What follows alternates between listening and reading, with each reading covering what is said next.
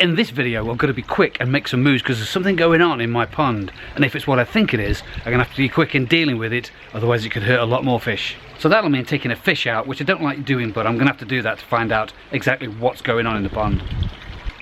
So let me tell you the story of where I am today and why I've got here today and what I'm doing today. About 2 weeks ago, I was noticing that the feeding had dropped right off on the pond. Okay, pond temperatures are coming down. Couldn't really figure out what else was stopping the fish reducing their feeding so much. So it's just temperatures dropping and the fish losing a little bit more interest. Went down to Steve's and picked up some winter summer mix, which the fish seemed to enjoy quite well. And again, they were taking it, but they were dropping it up by the sky pond. So I was finding a lot of wasted food littered around the sky pond.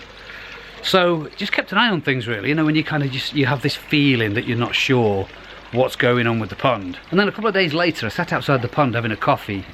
One morning, I usually sit out here and I usually sit just there actually, and have a cup of coffee and sometimes eat my breakfast and watch the fish.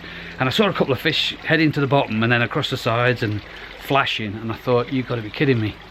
You know, don't panic. It could be a number of things flashing.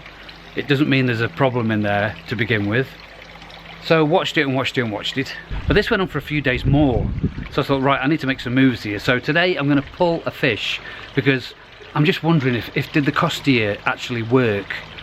And the temperatures are going down at the moment to the point where I'm only 1 degree away from can't use any formaldehyde or malachite green. So I've got to get a fish out.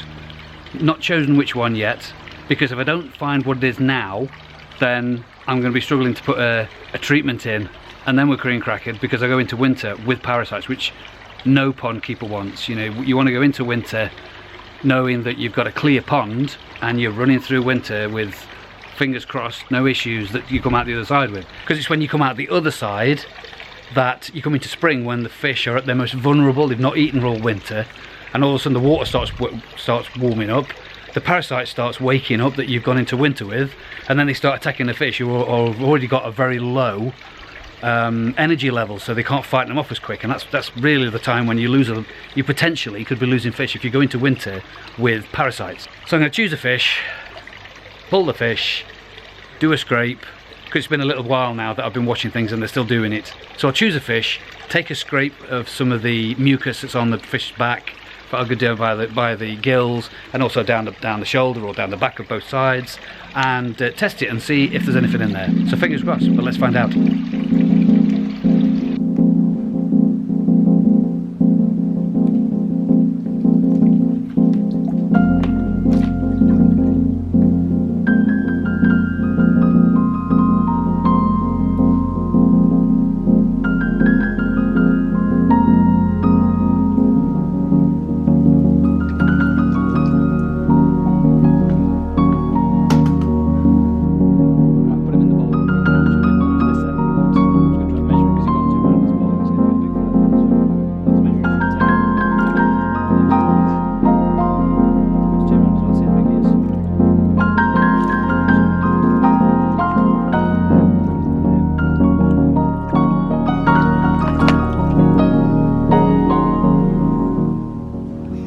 Centimeters, very good.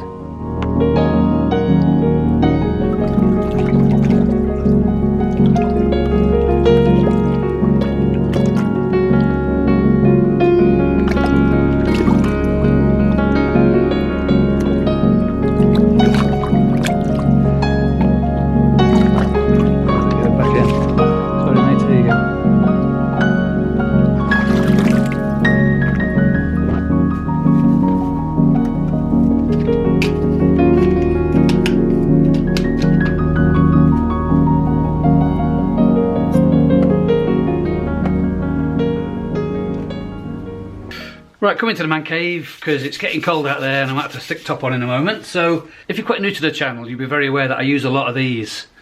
You know, these are invaluable to be a pond keeper if you want to be more self-sufficient in looking after your fish and being aware of what's going on in your pond with your fish or with your pond or with anything really. Because to have a microscope that you can go out and grab a sample of something, be it the mucus off the fish or be it the walls of your pond or things that you find in your pond, and you just stick them on these stick them onto this, and you can see exactly what it is that is in your pond and what you're dealing with.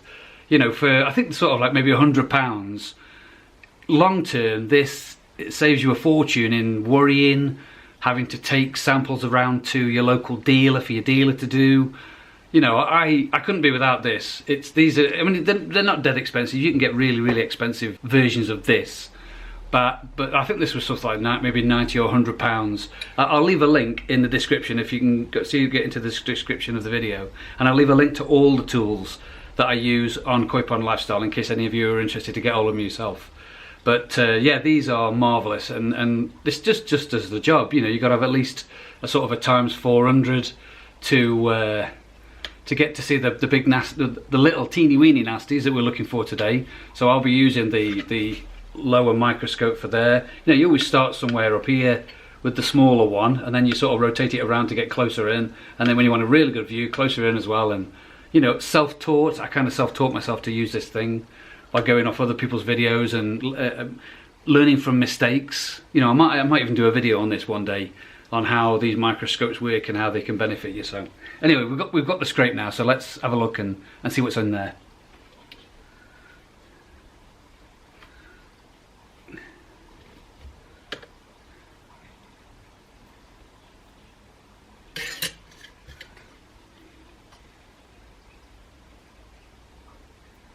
Okay, good news, results are in, and there's no bugs in the pond that I can see. I couldn't see any Costia. First of all, I was looking for fluke, because sometimes in my pond, fluke comes first, then Costia follows, or if the other way around. So sometimes it works both ways. Looked in the pond, went through the scrapes a couple of times, and nothing, not one iota, not even a pond bug in there. So it's not that. So I'm gonna have to have a think about what else it could be that's causing my fish to flash around a little bit. But now the last couple of days here, they started looking for food again. So it looks to me like it's got to be something else. So let's put a bit more thought into what else it could be.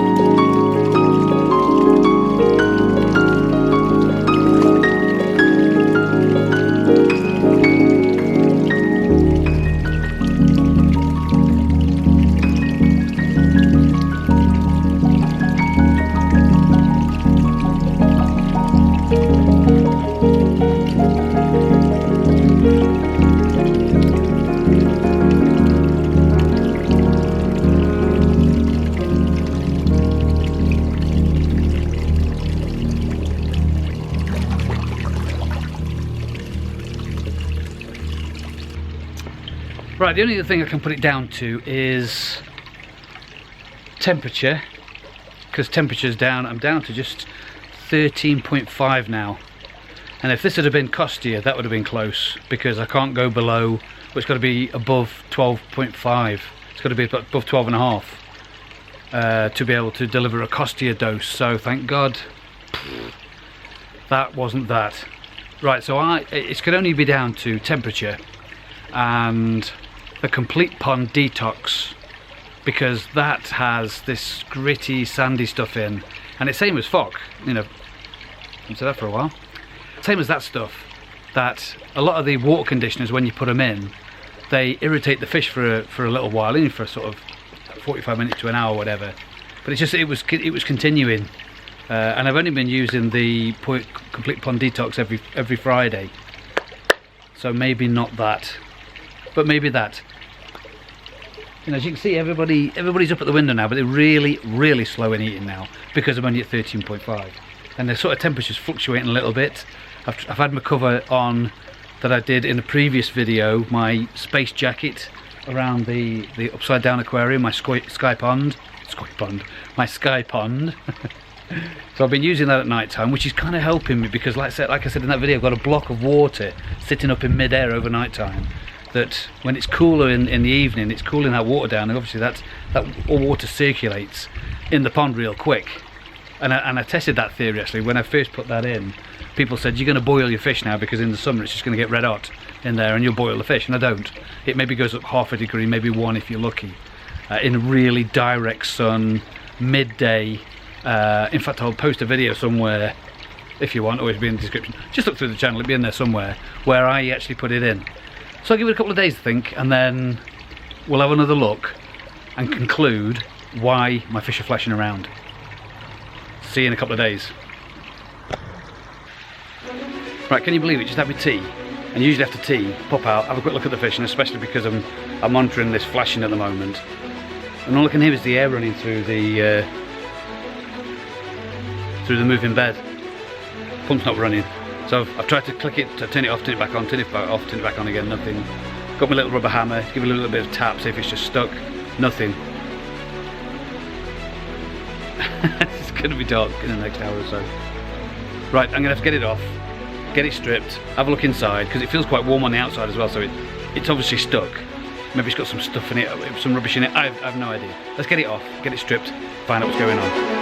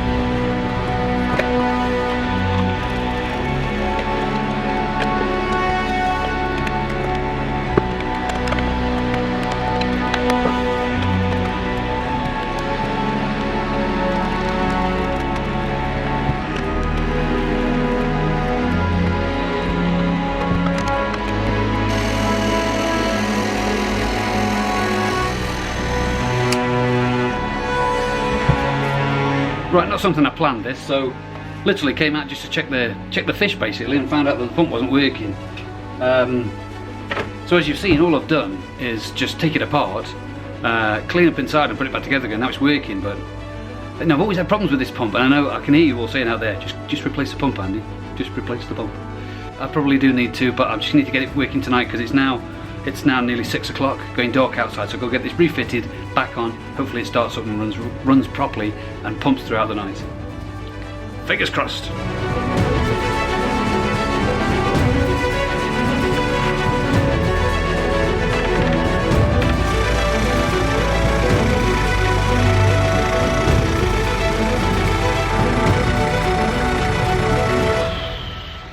Well, that was a close one. Glad I spotted that one, I did. Literally, I don't even know why I even looked for it, to be honest. I just came out, take the bear for a walk, and just noticed the water level didn't look right in the filter. It looked very high, as if the pump was off. Check the pump, still silent, but it's not moving there, so keeps you busy. Right, welcome back to Disaster Place Koi Pond Lifestyle. I've literally a couple of weeks of just little issues, not disasters. I mean, it would have been disaster if I'd have found Costia in there again, and it would have been a disaster if that pump had to kick back in again. But literally the pump, I've been monitoring it the last 2 or 3 days. Silent, it's lovely. It's like what it was when it was brand new, so I don't know what I've done to it to make it better again, but it sounds like it when it was brand new. In fact, now it's thrown me a little bit because I used to listen for the bzzz as it was going to know it was running, but now it's not making that noise. I have to just double check that it's blowing water back into the pond again. So back to Costia, because that's threw me, that did. And I had to keep an eye on it for a couple of days before I reported back, and had to keep an eye on what was happening in the pond before I reported back. And as you can see, everybody's back at the window again. Temperature seems to have stabilised itself at around about 13 degrees. I haven't seen any flashing for at least 4 days now, which is great. So panic over, no need to panic, because it was nothingness. And that's it, that's the thing when fish are flashing. It could be nothing. It could be just something stuck in the gill, it could be, but the reason I made a move when I did is because I'd literally, only 2-3 weeks prior to this, had put the Costia treatment in, believed I'd done it, which obviously I have because it's not there now, but obviously because it was getting so close to the temperature being wrong to be able to put a treatment in, that my head went, right, we need to just look, because if it is, if you leave it longer and then you find out it is, you're cream crackered, because the temperature's going to be too low. Because like I said, I'm only sort of a degree away from not being able to put that treatment in again. So thank you so much for watching. If you've enjoyed the video, please subscribe, share, ding the bell for notification, and click the like, because that honestly makes... Oh, and also there's something else that YouTube have told me they're putting in. They're called a hype. If you only get it on your phone though. It's when you click the like, it's supposed to bring up something called a hype, H-Y-P-E. And if you click that, it makes it even better for you, the channel, and we get broader and we can do more for you because we get bigger and we can do other things. So thanks very much for watching. Aquatic Lifestyle.